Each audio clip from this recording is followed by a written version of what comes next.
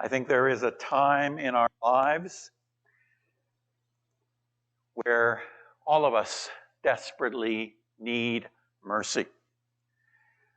None of us are so perfect that we are or so free from error that we never need mercy. Sometimes we're not so quick to give it, but we all need it. I don't think the question this morning is, who needs mercy? The question really is, how soon do we need mercy? How often? How much?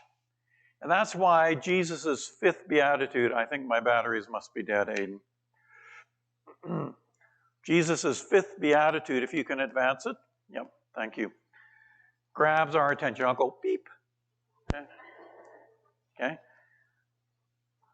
And this is where we're at this morning. Blessed are the merciful, for they will be shown mercy. We maybe like that last part more than the first, because we all need to and we all like to be shown mercy. But you know, we don't live in an age of mercy. We live in an age of mob violence. Think of reality TV. Reality is now what we look at for entertainment. And it's also conditioned us, as we watch TV, to identify as quickly as possible who are the good guys and who are the bad guys in this situation. And on top of that, we engage in our internet browsing and in social media, and so much of that is teaching us, you know, people are not people. People are faceless commentators out there. People are memes. If you don't know what a meme is, that's okay. But memes are part of the internet culture. And the internet is really a place for so many where group identity comes to play. You are a gamer, you are an activist, you're a Christian. And sometimes that group identity is strengthened, that group identity is asserted by shaming others. We know who we are by deriding those, by criticizing those who we are not. And put all of that together, and you get a culture in which reality is a role-playing video game. You get a culture where our entertainment is to hunt down and to destroy all of the enemies, all of the bad people. The highest score wins, and you get the highest score by getting rid of, destroying, or catching all of the bad ones. So Jesus, in the Sermon on the Mount, is an enormous buzzkill when he says these words. Blessed are the merciful, for they will be shown mercy.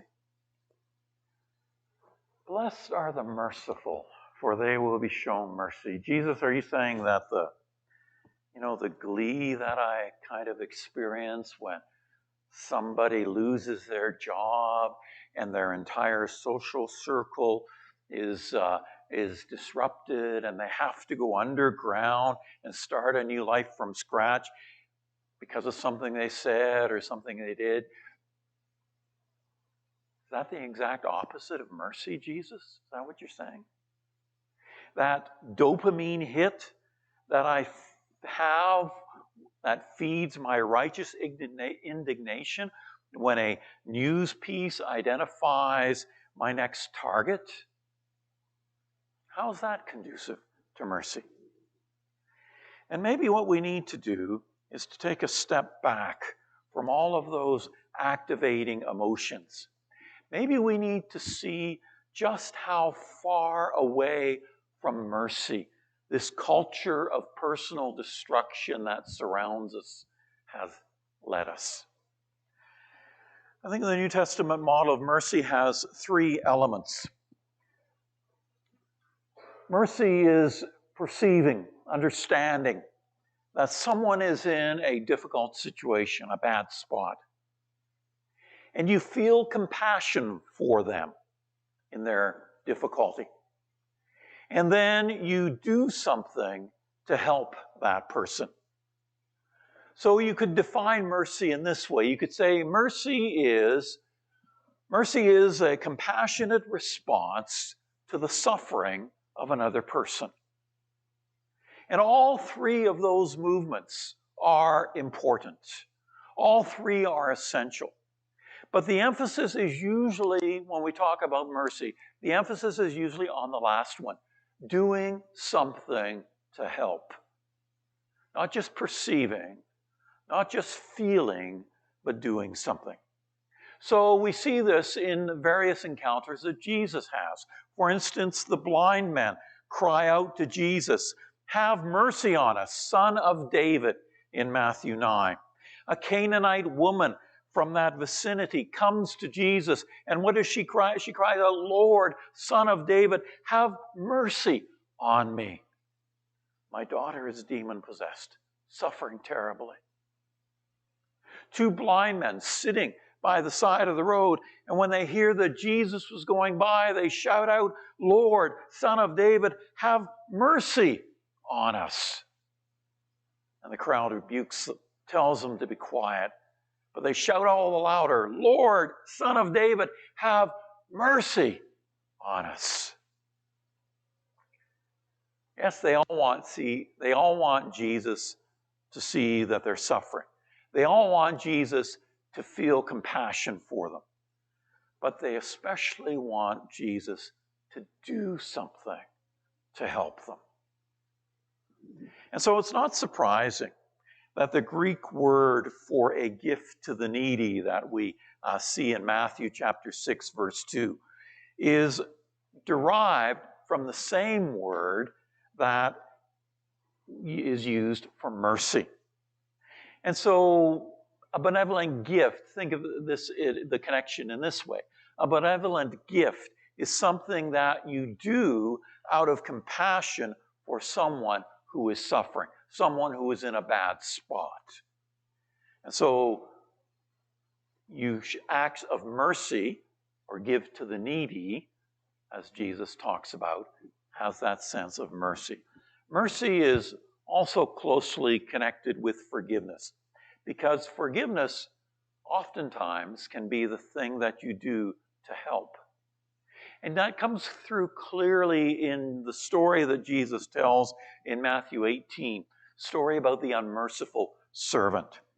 If you remember the story, the first servant owes his master so much that he and his entire family, in order to pay what they owe, they're threatened with being sold into slavery. And so he falls on his knees before his master, and he begs him. He says, "Be patient with me. I'll pay it back." And the master, seeing that the servant is in a bad spot, took pity on him, or had compassion on him. And he cancels the debt, and he lets him go. But then, what happens in the story? The first servant takes the second servant, who owes the first servant a little bit of money, and he beats him up, and he throws him into debtor's prison. Then, as Jesus says, if you can go to the next slide, Aidan, the master calls the first servant in. He says, "You wicked servant, I canceled all that debt of yours because you begged me to. Shouldn't you have had mercy on your fellow servant just as I had on you?" And the lesson, verse 35. "This is how my heavenly Father will treat each of you. Give your brother or sister from your heart." So there's this connection between forgiveness and mercy. And in this parable, in this story that Jesus tells, mercy is compassion that responds in forgiveness. Forgiveness is actually a huge theme throughout the Gospel of Matthew, which is where we find the Sermon on the Mount. And in so many ways, Matthew chapters 5 through 7, the Sermon on the Mount is fleshed out, is played out throughout the rest of the Gospel of Matthew. It's almost as if Jesus is kind of setting out, this is what my ministry is going to be about. And then in the rest of the Gospel of Matthew, we read the Sermon on the Mount being enacted. And so forgiveness is one of those huge themes. In fact, Matthew 5:7 very closely mirrors Jesus' comments that he makes about forgiveness in what we call the Lord's Prayer in Matthew chapter 6, where he says, forgive those who trespass against you, as the King James translation puts it. Forgive those who sin against you, and you will be forgiven. And so when Jesus says, blessed are the merciful, for they will be shown mercy, it's a sure bet that forgiveness is the specific form of mercy that Jesus is thinking of here. What does it mean to be merciful? It means to show forgiveness.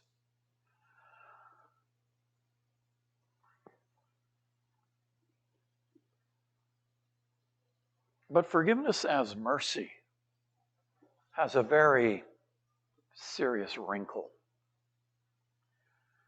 Forgiveness necessarily means that you've been wronged, you've been hurt. And the natural response to being wronged, to being hurt, is anger. That's human. It's instinctive, almost unavoidable. But mercy, what did we say mercy involves? It involves compassion. Compassion. In the parable of the unmerciful servant, what impresses us is that the master can forgive such a large debt. But we also understand where the master is coming from in demanding that debt. Imagine, next slide please, Aiden. Imagine making the shape of a Valentine heart with your hands. And just do that right now if you can. And it doesn't have to be perfect. Mine's okay. Not as good as, well, it's pretty good. And hold your Valentine heart hand shape up to your face. I want to suggest to you this morning that this is the posture of seeing with compassion. Picture yourself looking through the heart to a person that you're struggling to forgive. This is a reminder that they're loved. Or you could imagine yourself being looked at by someone in a similar way. That someone here this morning is looking at you through this heart-shaped hand. Well, let's make this a little more challenging. Get your heart-shaped hands up. Because now there's a politician whose name comes up in conversation. And you feel contempt.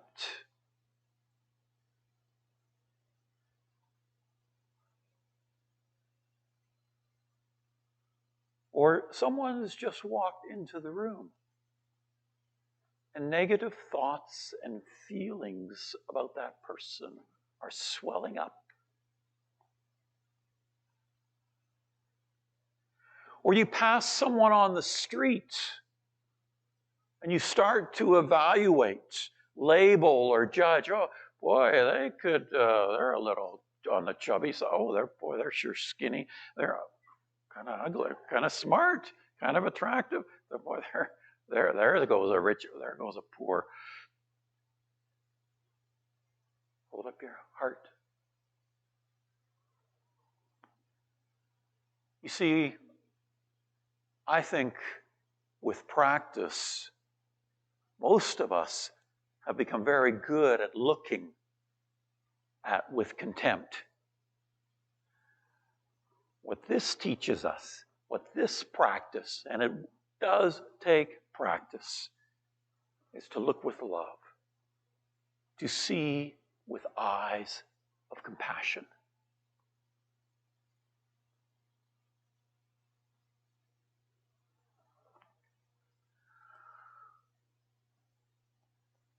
You know, in the Gospels, we read various phrases, and it seems that those who hung around with Jesus took note of the particular way that Jesus looked at people. And so you come across these phrases. When he saw the crowds, he had compassion on them. Jesus looked at him and loved him. When the Lord saw her, his heart went out to her.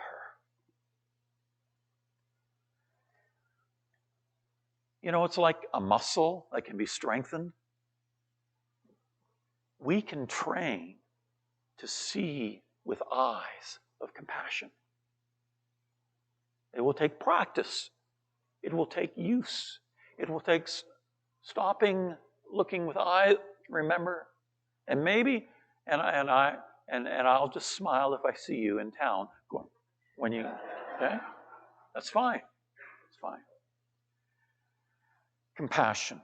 Compassion is rooted in empathy. And our brains are hardwired for empathy. Here's an example that an incident that I came across this past week. It goes back to 2017. You may remember a protest at a white supremacist rally in Charlottesville, Virginia.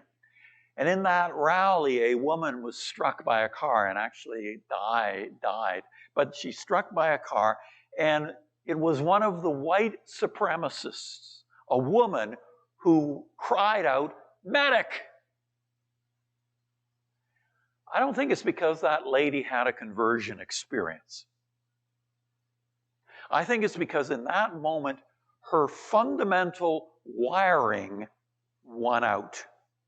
And she instinctively saw a woman struck by a car. And she didn't see that woman as an enemy, but as a fellow human being who desperately needed help. She had compassion.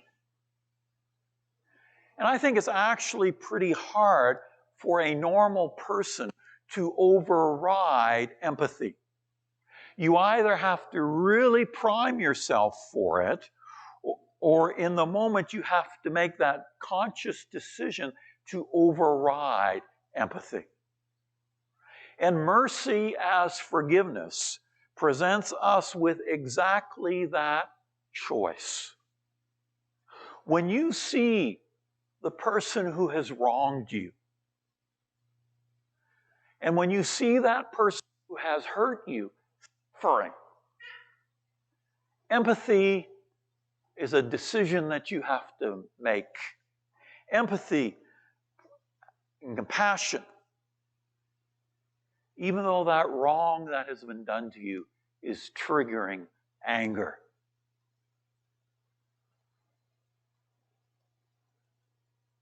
I don't think we can feel compassion and anger toward the same person at the same time. I don't think that's possible, to feel compassionate and anger at the same time. And so it is a moment of genuine choice. when somebody who has hurt you is suffering. You can focus on the wrong that they have done to you, and you can say, you deserve it. Or you can focus on the person. You can either let your anger go and feel compassion for them, or you can hold on to your anger and harden your heart. You have those conflicting impulses. Anger, compassion. You're going to have to choose. You're going to have to choose.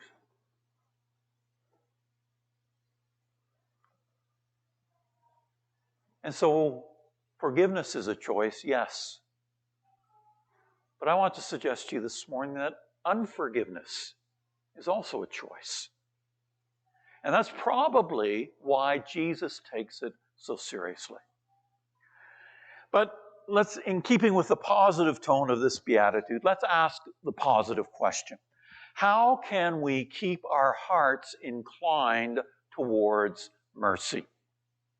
If mercy is a response to compassion, and compassion is rooted in empathy, then the key to keep our culture and the trials of life from blunting our empathy, what is it? And maybe the easiest way to avoid empathy is to what someone has called essentializing a person. What's essentializing a person? Well, instead of letting someone be a full-bodied, complicated human being, I reduce that person to whatever I dislike about them the most. He's nosy. She's rough around the edges. And that essentializes that person. The negative thing that I feel towards them, that I see, that's their essence. That's who they are. Well, who's that? Oh, that's a grumpy one. Up close, that can simply mean focusing on what they've done to you. Or if it's someone that you've never met, it's easy to reduce them to that unacceptable comment that they made on Facebook or wherever. And that's who they are. Oh, they're the ones that, for good measure, instead of relating to them as individuals, I relate to them even more as members of a group. Well, they're one of those people, and you know what those people are like.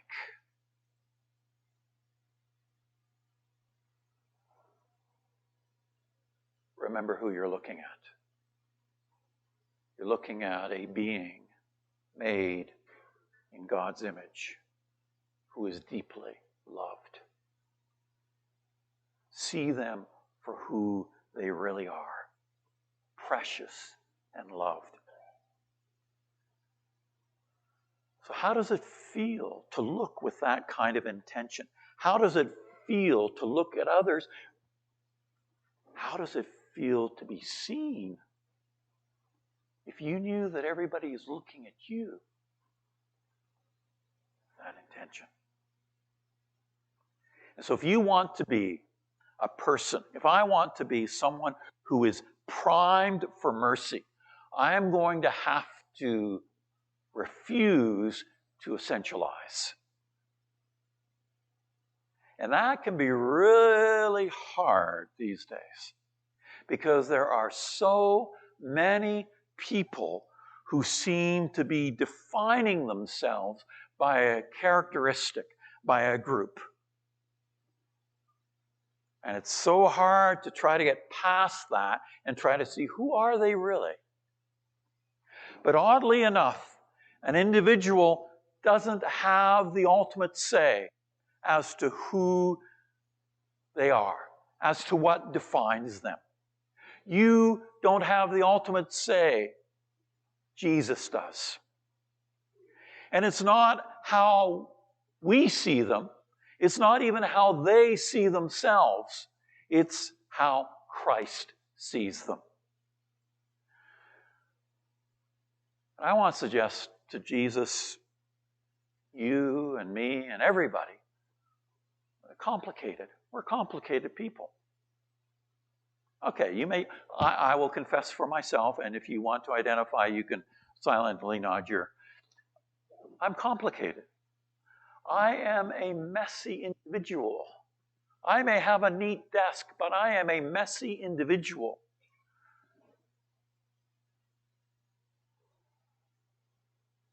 But I'm created in God's image. That's worth dying for.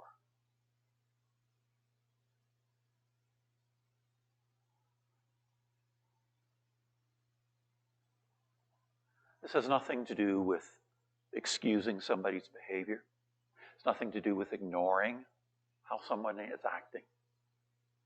Mercy doesn't mean viewing somebody as innocent. What it means is that we view them as human. And that's what Jesus did for you and me. The writer of Hebrews says that Jesus became fully human in every way. Have you ever thought about that? Why did he do that? So he understands. The eternal Word took on our common humanity. And then as the writer of Hebrews goes on to say, it's only by standing in our shoes, by becoming fully human, that Jesus is able to empathize with our weaknesses. Empathy. Empathy, rooted in a recognition of our common humanity. Empathy results in compassion. And so Jesus became fully human in every way. And the result is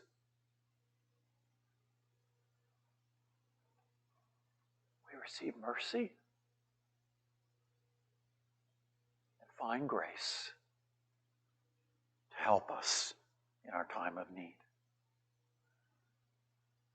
Yes, Jesus became like us.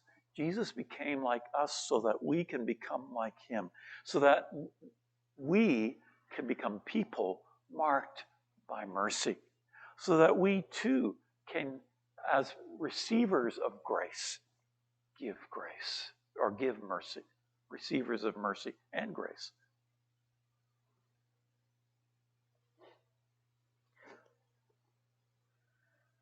I know that doesn't give a neat, tidy answer to how we should respond to wrongs done.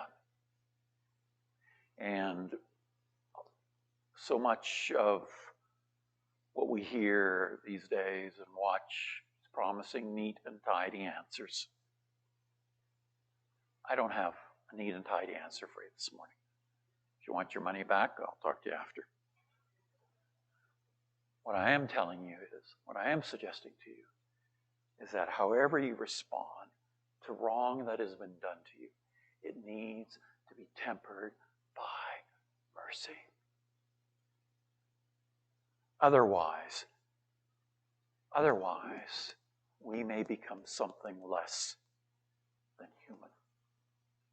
We may become nothing more than one more member of the angry mob who is out to get somebody and make them pay. And you know what those people are like.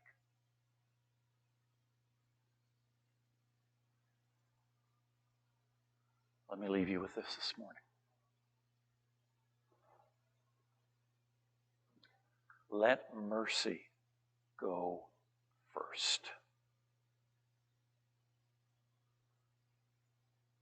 Let mercy go first.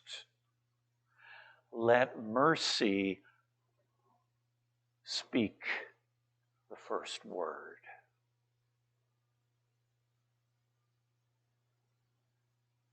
Let mercy speak the first word to them, to that one. But even more important, let mercy speak the first word to you.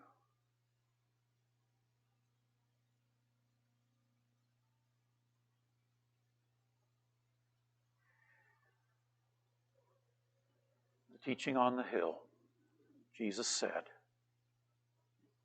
"Blessed are the merciful, for they will be shown mercy." And this beatitude promises that as we learn to see others through the eyes of mercy, we will experience the love and the acceptance that we desperately long for ourselves.